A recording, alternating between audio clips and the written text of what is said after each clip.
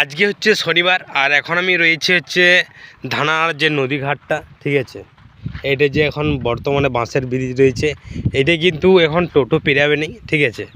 মাত্র তোমরা cycle, motor cycle এমনি হাঁটেও যাওয়া যাবে, ঠিক আছে। কিন্তু কোনো মতেই কিন্তু টোটো পেরকানো যাবে না। তো যাই হোক, রাস্তাটা বাগানো হয়েছে বর্ষাকালে, পুরো এদিকে যাওয়া আসা বন্ধ ছিল, ঠিক আছে। তখন চলতে হচ্ছে নৌকা, দেখো সেই দূরে একটা নৌকা রয়েছে, দেখো।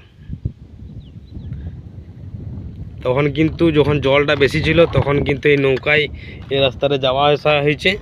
তো রাস্তাটা এখন যে বাঁশের ব্রিজ করেছে, তো বাঁশের ব্রিজে সাইকেল, মোটর সাইকেল পেরাচ্ছে।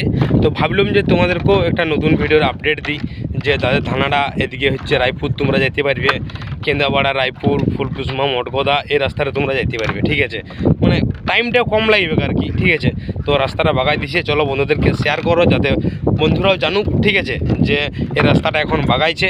আর তোমাদেরকে নদীর ভিউটা দেখাই বন্ধুরা, অনেক দিন পরে এদিকে ভাড়াইছি আর নদীর ভিউটা না দেখালে হয় তোমাদেরকে, একবার দেখো।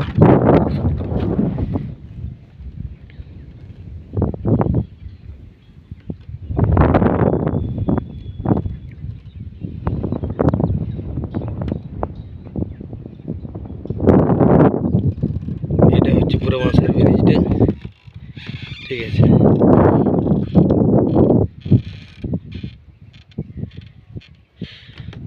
আর আমার টোটোটা হচ্ছে সেই ধারে রাখা আছে, ঠিক আছে। জাস্ট নদীর ভিউটা দেখো।